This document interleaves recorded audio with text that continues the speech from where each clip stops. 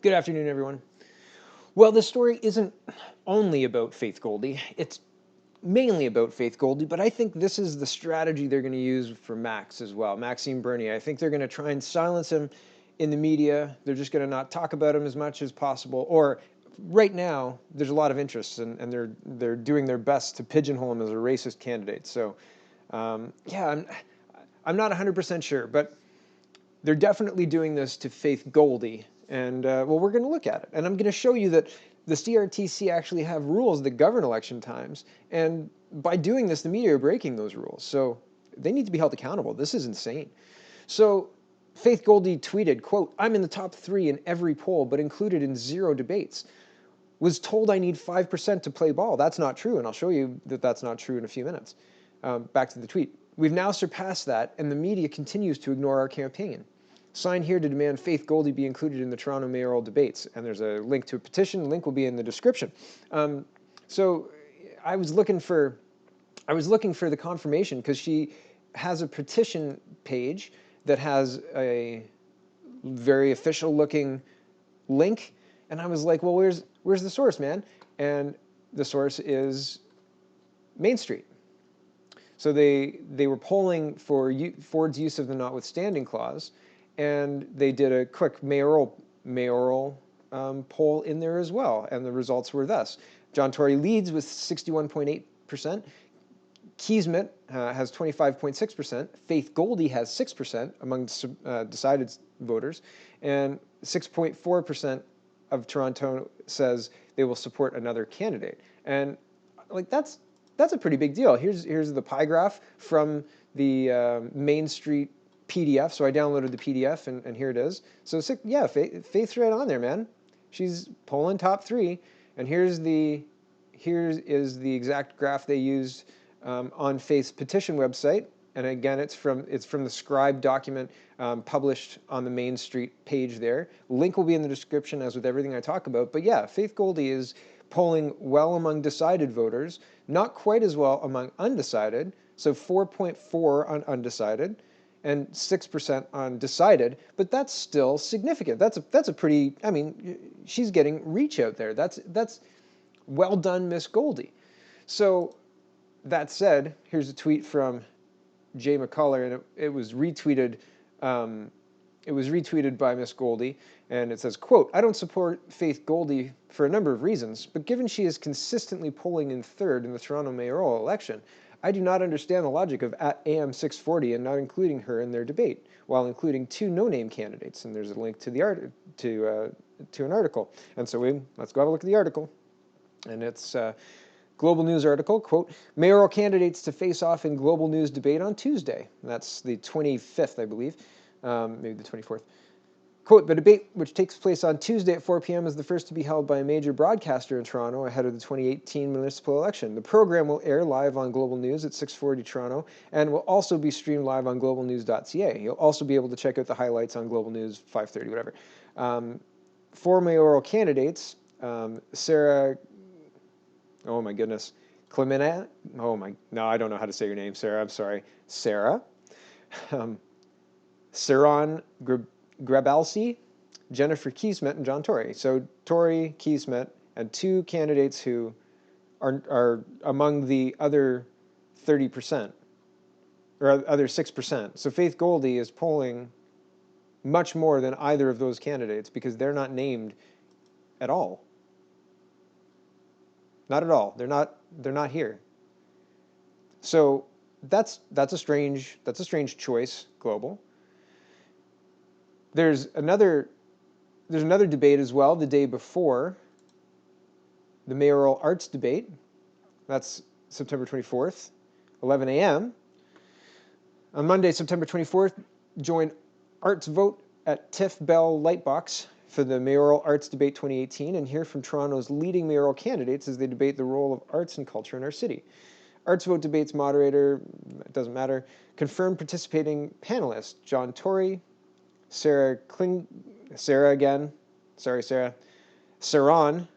So I wonder how they're making these decisions. Why does Sarah and Saron get included in the debates, and John Tory would get included presumably because he's the incumbent. He's already mayor, so why not include him?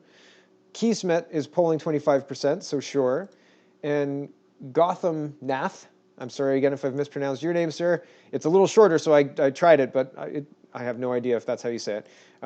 So why U5, and why not Faith Goldy? I mean, I have my theories about why not Faith Goldy, but I don't even know that it's a strange choice.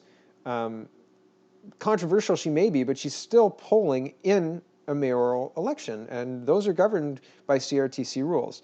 So here is a a Global News article that basically kind of gives the rundown of where to vote and a whole list of the candidates. I've highlighted the three major ones, but there's your full list if you're interested. Again, link is in the description. Here are 11 of the most notable people running for mayor. Spoiler alert, Faith Goldy's not on the list. So I thought that was kind of funny. Again, link will be in the description. And I thought this was interesting. I was reading through Twitter, and this is, I think, one also Faith Goldy retweeted, but quote, it says, election campaigns and political advertising, and this is from the CRTC website. And I thought, is this real? And it is real, so I'm going to show you the tweets, and then I'll show you the CRTC website. So, keeping voters informed during an election campaign, broadcasters play an important role in informing Canadians about the issues, political parties, and candidates involved. The CRTC ensures that broadcasters serve the Canadian public during elections so that citizens can make informed choices on election day. And if a broadcaster offers free time to a party or candidate, it must then offer equitable time to other parties and candidates. Campaign news coverage and public affairs. During an election campaign, broadcasters are expected to ensure that they're informing their audience about the main issues and positions of all candidates and parties in those issues in a reasonable manner. Political debates during election campaigns. Debate programs don't have to include all parties or candidates. However, broadcasters need to ensure that in general they're informing their audiences on the positions of candidates and parties on the main issues in a reasonable manner. And yeah, it's echoed on the CRTC's website. So this is the Government of Canada's website, election campaigns and political advertising. And yeah, all the stuff that I just read is echoed here. So here's the political debate aspect. And it goes even further. There's guidelines. So there's guidelines for TV and radio broadcasters, service providers during an election. So during an election, broadcasters play an important role in informing Canadians about the issues, political parties, and candidates involved. Broadcasters serve the Canadian public by ensuring that citizens can make informed choices on election day. These guidelines are intended to assist television and radio broadcasters as well as TV service providers during an election period. So I clicked to the guidelines because I thought they were interesting, and it outlines the relevant policy. So this is law. Like this isn't just like we suggest you should maybe. This is law. You have to do this.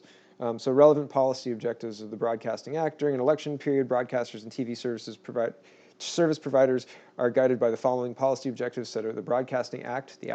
The Act states that the programming provided by the Canadian broadcasting system should, among other objectives, provide a reasonable opportunity for the public to be exposed to the expression of different views on matters of public concern. I wanted to outline that because that's important. Definition of election period. Election period is defined in the Radio Regulations 1986 and the Television Broadcasting Regulations 1987 as A, and it gives a definition, you can read it if you like, or B, in the case of a municipal election, which qualifies here, the period beginning 2 months before the date of the election and ending on the date the election is held. So these laws apply. Policy rationale. Excerpts from a public notice, 1988-142. Okay, the purpose of these requirements is to ensure the public's right to be informed of the issues involved so that it has sufficient knowledge to make an informed choice from among the various parties and candidates. This right is a quintessential one for the effective functioning of a democracy, particularly at election time. The broadcaster's obligation as a trustee of the public airwaves is seldom greater than it is in respect to this exercise of the most fundamental democratic freedom. Yeah, back to the document. As the Commission noted in political broadcasting complaints re free time editorial allocation, so this is just a footnote, it is the broadcaster's duty, this is back to the document, obviously. It is the broadcaster's duty to ensure that the public has adequate knowledge of the issues surrounding an election and the position of the parties and candidates. The broadcaster does not enjoy the position of a benevolent censor who is able to give the public only what it should know, nor is it the broadcaster's role to decide in advance which candidates are, quote, worthy of broadcast time. So Faith was told that she needed 5% to play ball. Well, that's not cool. That's not, as far as I'm aware, lawful. And she's past 5%, and they're still ignoring her. I think this is their strategy. I think this is not a mistake. I think they need to be held to account, or they're going to keep it up, and it'll happen next year for the federal election too. They're going to decide which candidates they want to back. And if you haven't seen, I'm probably going to do a video on this really quickly as well later on today. But if you haven't seen any Maxime Bernier interviews, the interviews are very combative. The interviewers are very they don't let him get his ideas out. They're leading in their questions. They're rude to him. And yeah, I think we're pretty close to being branded alt-right and unworthy of airtime, deplatform him because he's not worthy of our airtime.